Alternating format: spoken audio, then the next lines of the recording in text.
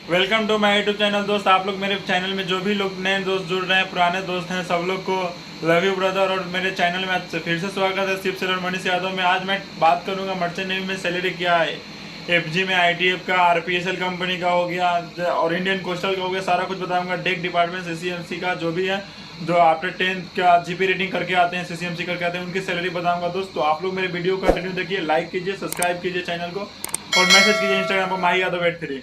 शुरू करते हैं चैनल को। अभी आप लोग कंटिन्यू को वीडियो देखिए, मैं शुरू करता हूँ। और कोई भी डाउट हो भाई, इंस्टाग्राम पे मेरा फॉलो कीजिए, मैसेज कीजिए, मैं वहाँ हर रिप्लाई दूंगा, हर एक बंदा को रिप्लाई देता हूँ। बहुत लोग मैसेज कर रहे हैं तो सैलरी के बारे में बताने के लिए, तो मैंने सोचा आज फ्री टाइम है तो थोड़ा बनाकर आप लोग को वीडियो अपलोड कर देता हूँ। तो वीडियो को दोस्त देखने से पहले आप लोग लाइक कीजिएगा। आपका एक लाइक से मैं काफ़ी मोटिवेट होता हूँ वीडियो बनाने में। तो आप लोग लाइक कीजिए और नए लोग जो है चैनल को सब्सक्राइब कर। पहले आप क्लियर कर ले, आप 10th स्टैंडर्ड पे कौन कौन सी कोर्स होती है। 10th स्टैंडर्ड पे कोर्स जीपी रेटिंग होती है और सीसीएमसी होती है। तो ये लोग आते हैं जीपी रेटिंग वाले डेक डिपार्टमेंट में आते हैं और इंजन डिपार्टमेंट में आते हैं। और सीसीएमसी जो कोर्स करते हैं, जो गैली में रहते हैं, जो खाना बनाना, वो लोग रहते हैं। तो ये इतना क्लियर हो गया। उसके बाद अब इस फील्ड में भाई जान लो, एक कोस्टल हो गया, इंडियन कोस्टल, एक आपका इंडियन कोस्टल हो गया क्लियर। एक माइनिंग करती है कंपनी एफजी में, आरपीएसएल ले रखे हैं और दूसरे कंट्री का कंपनी का शिप का जो माइनिंग करती है, जो ऑनर रहता है, उसको माइनिंग कर दिया। और एक आईटीएफ कंपनी हो गई, तो एक आईटीएफ कंपनी हो गई, एक आरपीएसएल और एक इंडियन कोस्टल, ये सब हो गया।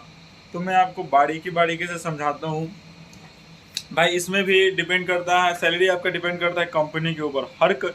इस लाइन में ये नहीं है फिक्स कि आपको सैलरी जो है वही मिलेगा। हर कंपनी में अलग है, किसी का ज़्यादा है, किसी का कम है। कोई लोग एक्सपीरियंस लेने के लिए काम कर रहे हैं कहीं कम सैलरी में, क्योंकि उनको मालूम है एक एक्सपीरियंस ले लेंगे, दो एक्सपीरियंस ले लेंगे तो उनकी सैलरी अच्छी हो जाएगी। तो ऐसी भी बात है। और मैं ये क्लियर कर दूँ, आप जब आईटीएफ कंपनी ज्वाइन करते हो दोस्त, एज ए ट्रेनी, ओके, आप एज ए ट्रेनी ज्वाइन करते हो आईटीएफ कंपनी, जैसे एंग्लो जैसी में आपको सिलेक्शन होती है। तो वहाँ पे भी मेरा एक दोस्त ज्वाइन किया है, अभिमन्यु, उन्होंने तुर्की से ज्वाइन किया है ट्रेनी ओएस में, एंग्लो ईस्टर्न में। तो उनकी सैलरी $400 आज के डेट में, अभी उनको कॉन्ट्रैक्ट $400 पे बना।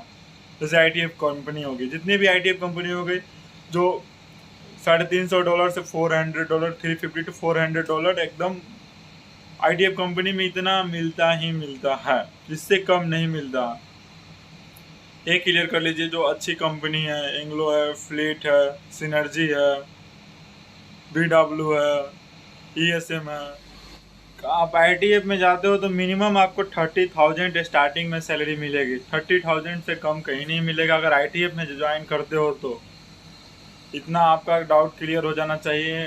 जो मैं कंपनी का नाम बताया, ये सब कंपनी में आप ज्वाइन करते हो तो इतना तो एकदम फिक्स है, आपको इससे कम नहीं, ज़्यादा ही मिलेगा, लेकिन इससे कम नहीं, 30+ ही मिलेगा।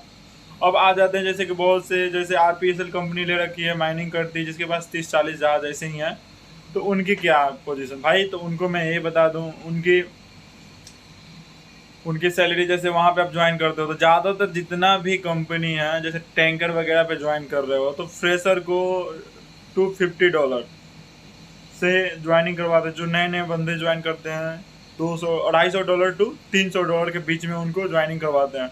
बट हाँ, एक सेल करने के बाद आप 9 मंथ का कॉन्ट्रैक्ट क्लियर करके आते हो, उसके बाद जब ज्वाइन करते हो तो आपका सैलरी क्या रहेगा। जैसे दोस्त, आप एक सेल क्लियर कर ले हैं, ठीक है, तो आरपीएसएल कंपनी ज्वाइन आप करते हो वापस कहीं पे, तो आपको मान लो ओएस हो तो कहीं कहीं एवी में बना कर भेजेगा, तो $600 से $700 के बीच में आपको ज्वाइन करेगा। 550, 600, 700 एक एवरेज रहेगा आरपीएसएल वाले को मैं बता रहा हूँ। तो 40+ सैलरी हो जाएगा, 40-45,000 सैलरी हो जाएगा सेकेंड टाइम। दूसरे साल आप जब ज्वाइन करते हो तो 40,000+ आपका सैलरी हो जाएगा। एज ए अगर ये डेक में हो तो एबी में भेजेगा आपको, अगर इंजन में हो तो आपको आइलर में भेजेगा वाइपर के बाद। तो वो आपका ये सैलरी रहेगा 40,000+। अब बात करते हैं आईटीएफ कंपनी का दोस्तों। आईटीएफ कंपनी में जब आप एक वॉच पूरा कर लेते हो और उसके बाद जब ज्वाइन करते हो वॉच, आफ्टर वॉच कीपिंग, तो आपको सैलरी ब्रदर मिनिमम $800 से $1,000, $800-900 ये आईटीएफ कंपनी में आपको मिलेगा ही मिलेगा, यानी 50,000+ सेकेंड टाइम आपका हो जाएगा। और ये बता दूँ, आईटीएफ कंपनी में जल्दी प्रमोशन नहीं मिलती है। जैसे आईटीएफ कंपनी में ज्वाइन किया है, training OS second time OS में भेजेगा, उसके बाद ऑन बोर्ड जाकर वो लोग एबी में बना सकते हैं। पर आपका सैलरी इंक्रीज हो जाएगा। सैलरी के लिए टेंशन नहीं रहेगा, सैलरी इंक्रीज हो जाएगा। और RPSL कंपनी में ब्रदर हो तो आपको फर्स्ट टाइम आप OS में जाते हो तो सेकंड टाइम AB में ज़्यादा चांस बनता है वो लोग बना कर भेजे। OS में भी भेजेंगे तो $500 प्लस ही सैलरी देंगे, ये कंफर्म है। तो ये सब है, OS का बता दिया और आयलर का बता दिया।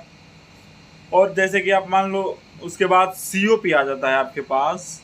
अगर COP आ गया तो COP आने के बाद कोई भी कंपनी $1300 से कहीं भी कम सैलरी नहीं मिलेगा। $1200-1300 मिलेगा ही मिलेगा, $1200 मिलेगा ही मिलेगा। यानी आप जोड़ लो 70,000 80,000 के आसपास सैलरी आपका, फिर कोई नहीं रोकेगा, उससे ऊपर ही नीचे नहीं। और भाई COP आने में कितना टाइम लगता है, मैं इस पर एक वीडियो बनाऊंगा, आप लोग कमेंट में मेरे बताइए। जो भी दोस्त वीडियो देख रहे हैं भाई आप लोग बताओ COP, जिनको मालूम नहीं है COP डेक साइड का कितने मंथ में निकलता है और इंजन साइड का कितने मंथ में मिलता है। मैं इस पर आज सोच रखा था वीडियो बनाने के लिए, बट सोचा पहले ये वीडियो छोड़ दूँ आप लोगों को, क्योंकि बहुत लोग मैसेज करते हैं सैलरी क्या है सैलरी क्या है, तो उनको डाउट क्लियर कर दो दोस्त।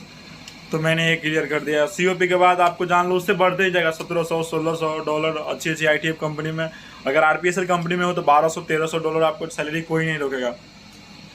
जैसे इस लाइन में आप आए, वॉच कीपिंग के बाद 3 से 4 साल के अंदर ₹1,00,000 सैलरी प्लस इंक्रीज हो जाता है, उससे कम नहीं मिलता। 3 से 4 साल में ही आप कंटिन्यू सर्विस आपका कंटिन्यू रनिंग में है, आप हमेशा आ रहे हो और शिप पे जा रहे हो, तो आपका रनिंग में तो आपका सैलरी इतना बहुत जल्दी इंक्रीज करता है, डेक हो या इंजन।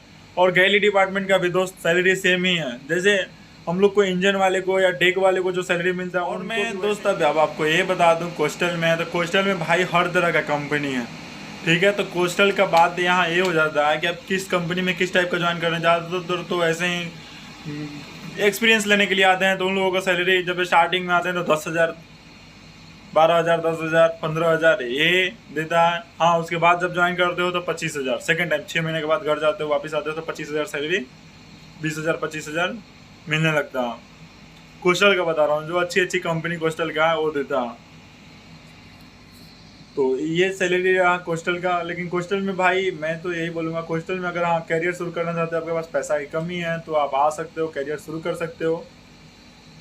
और उसके बाद आप FG में ट्राई करो सेकेंड टाइम वॉच कीपिंग के बाद, क्योंकि FG में बहुत लोग और फ्रेशर लड़के लोग जाकर जिनको जेन्युइन एजेंट नहीं मिल रहा वो लोग फंस भी रहे हैं। तो मैं यही सजेशन दूंगा, फर्स्ट टाइम आप ज्वाइन करते हो तो कोस्टल में और कर रहे हो तो करो सही ढंग से, बरोबर वॉच कीपिंग। ये दोस्त कोस्टल वाले कंपनी भी जानते हैं ये लोग हमारे पास सैलरी के लिए काम करने नहीं आए, एक्सपीरियंस के लिए आए हैं, तो सैलरी वो लोग इस तरह से ही बना कर रखे हुए हैं।